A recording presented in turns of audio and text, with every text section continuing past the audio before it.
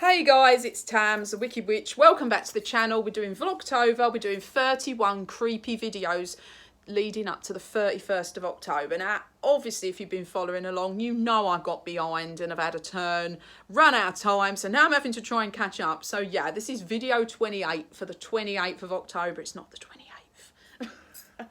And I'm actually doing, and I've just put out a few of these, I think there's probably going to be 5 in total.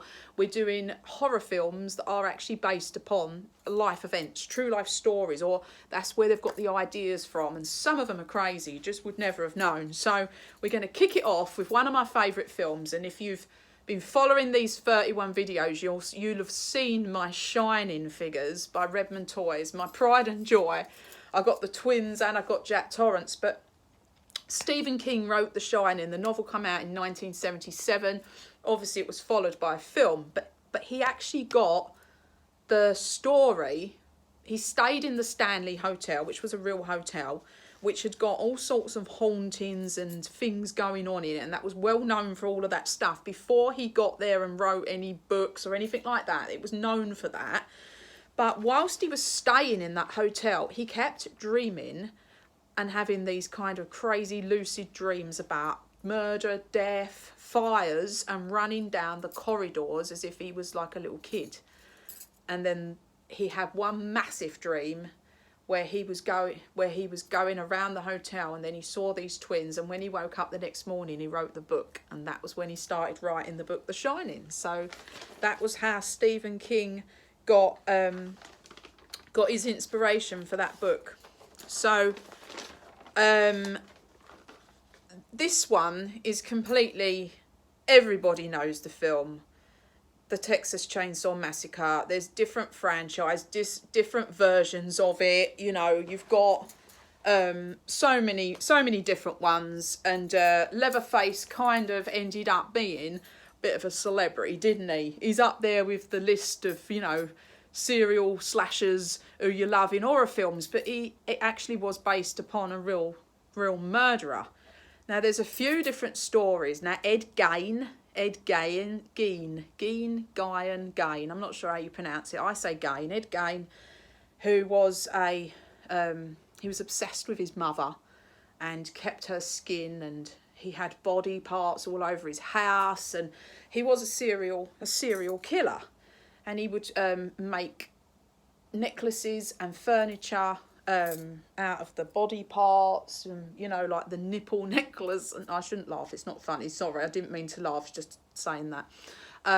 Yeah, an awful person, but that is where some of the ideas for the Texas Chainsaw Massacre came in. And also there was another serial killer who they took bits from and put it together, and that's where you got Leatherface from, and that whole Leatherface setup of the Texas Chainsaw Massacre, redneck type, you know, crazy family people doing all of that. It came from Ed Gein. But believe it or not, because Ed Gein, I think, was what, 1930, 40, oh, I can't remember. He was well, like, it's old, isn't it? The Ed Gein stories, you know, the murder Ed Gein, it's old. I think it's 40 something, I can't remember. But Psycho, the film Psycho with Norman Bates being obsessed with the mum and keeping her and all that, that was also based upon things that Ed Gein had done.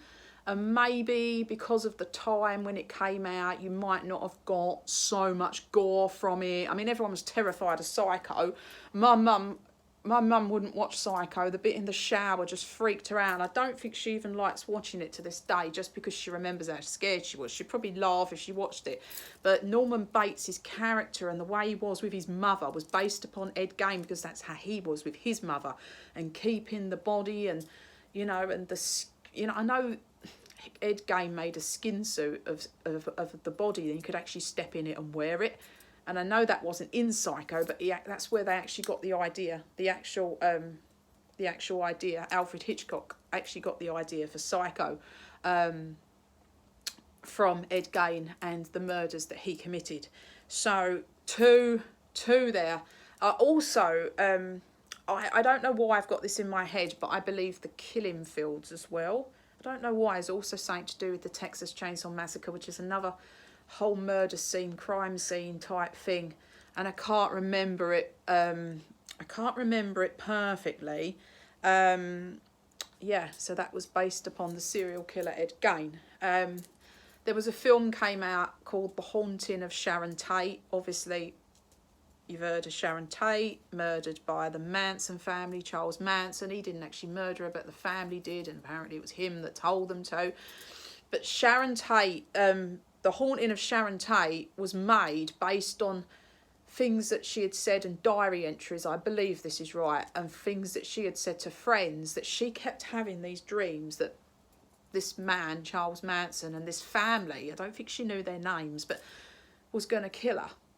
And obviously when they did kill her, she was pregnant, and that's all a gross story, and we all know how that ends up. But it was documented. She documented these dreams. She'd had them over and over, and I think she'd told friends over and over, and it was all there. And that's where they got the idea for the story,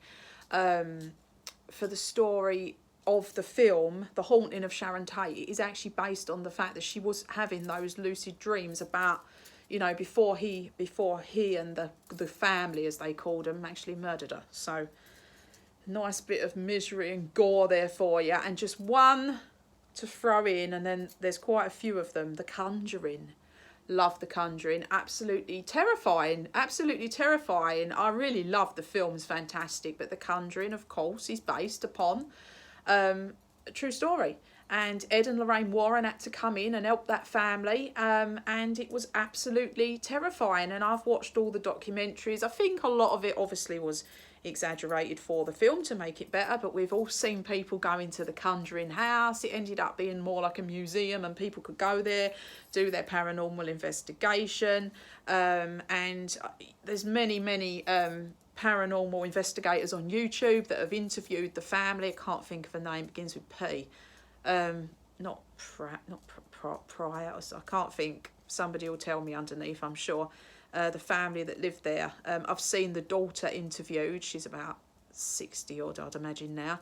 And yeah, talking about how Ed and Lorraine Warren went there and tried to, you know, help them get their house back. So yeah, another 6 there for you, and I'll be back shortly with some more as we lead up to the 31st. See you soon.